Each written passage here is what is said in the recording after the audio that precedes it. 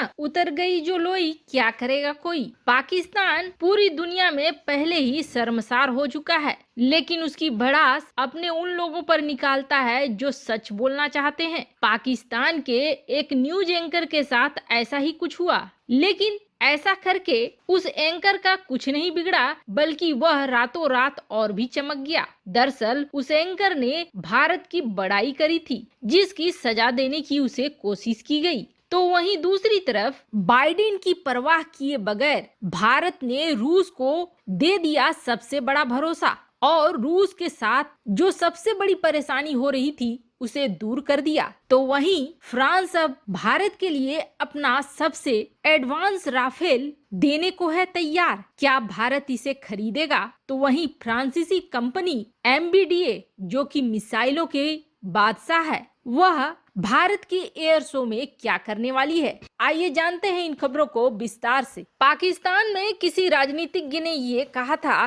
कि पाकिस्तान के अंदर भारत के नाम के खिचड़ी बेचकर वो अपनी रोजी रोटी चलाते हैं। यानी जब तक भारत के लिए नफरत की राजनीति करते रहते हैं तभी उनकी रोजी रोटी चलती है। जो भी सच बोलने की कोशिश करता है वो गर्त में चला जाता है। हाल ही में पाकिस्तानी टीवी प्रेजेंटर इकरार अल हसन सईद, जिसने अपने एक पॉपुलर शो सरेआम में भारत के लिए कुछ ऐसा कह दिया कि उसके पीछे पाकिस्तानी जनता पड़ गई। दरअसल भारत के नीति आयोग के CEO अमिताभ कांत ने एक ट्वीट दिया था, जिसमें उन्होंने ये बताया था कि भारत वैक्सीन बनाने का हब बन चुका है दुनिया का, और भारत ने सफलतापूर्वक नई वैक्सीन बनाई, रोटा के लिए, मलेरिया के लिए, टाइफाइड के लिए, अब कोरोना के लिए भी। उन्हीं की ट्वीट को रीट्वीट करते हुए इस पाकिस्तानी एंकर ने ये लिखा कि हमें पता भी नहीं है कि पाकिस्तान ने अपने देशवासियों के लिए वैक्सीन का ऑर्डर दिया भी है कि नहीं दिया है। बनाना तो दूर की बात है,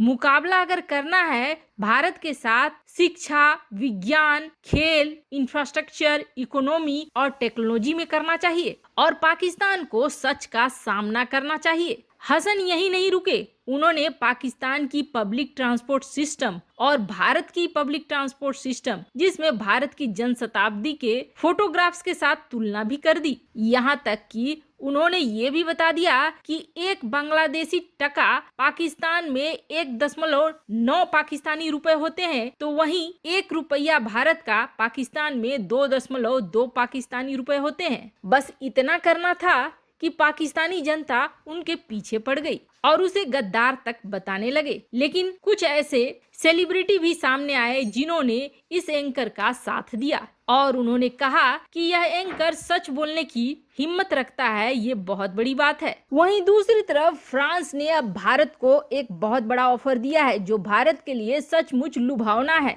दरअसल फ्रांस ने अपने सबसे एडवांस राफेल F4 का ऑफर दिया है 36 की संख्या में। वह भारत से आग्रह कर रहा है कि 36 F4 राफेल वर्जन को खरीद ले, जिसकी मारक क्षमता और घातकता F3R से कहीं ज्यादा है। वैसे आपको बता दें F3R अभी जो राफेल भारत आई है उसका वर्जन है। राफेल के इस एडवांस वर्जन को वैसे तो फ्रांस इस साल अपनी सेना में शामिल करने वाला है, यानी कि भारत को मिलते मिलते करीब 1 साल और लगेंगे। लेकिन इस एडवांस वर्जन को सेमी स्टील्थ वर्जन भी कहा जा रहा है, यानी कि अगर F4 भारत के पास आ जाता है तो पाकिस्तान के रडार बिल्कुल भी काम नहीं कर पाएंगे और इसे पकड़ नहीं पाएंगे। वैसे तो F3R वर्जन ही पाकिस्तान के ऊपर भारी पड़ रहा है, F4 के आने के बाद तो तहलका ही मच जाएगा। लेकिन इन सब के बीच भारत खुद का स्टील्थ एयरक्राफ्ट बना रहा है। ऐसे में जब तक फ्रांस का राफेल भारत को मिलेगा तब तक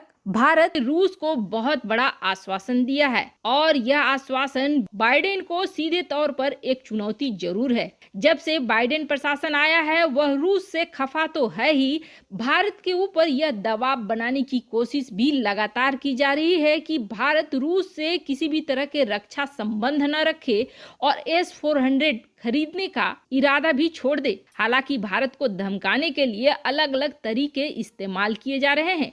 इन सब के बीच कहीं न कहीं रूस को भी यह लगने लगा है कि हिंद महासागर क्षेत्र में जहां भारत चीन को घेरने के चक्कर में है और इस चक्कर में जिन देशों के साथ काम कर रहा है वह रूस के लिए खतरनाक हो सकते हैं। ऐसे में रूस भारत के साथ अपने पुराने संबंधों को लेकर भी हिचकोले खाने लगा था, लेकिन अब भारत ने अपनी कूटनीति को आगे बढ़ाते हुए रूस के साथ यह बातचीत करी और साफ करा कि वह किसी भी कीमत पर S-400 को खरीदेगा। हालांकि भारत के ऊपर अमेरिकी प्रशासन का बहुत ज्यादा दबाव है, लेकिन इन दबावों को दरकिनार करते हुए भारत S-400 को न सिर्फ खरीदेगा बल्कि रूस के साथ अपने रक्षा संबंधों को भी बनाए रखेगा।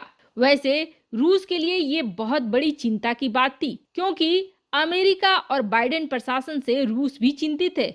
रूस को ऐसा लगता है कि ट्रंप की तरह बाइडेन रूस के साथ नरम व्यवहार नहीं अपनाएंगे। ऐसे में इंडो पैसिफिक क्षेत्र में जो क्वाड का गठन हो रहा है, इस क्वाड का इस्तेमाल अमेरिका रूस के खिलाफ कर सकता है।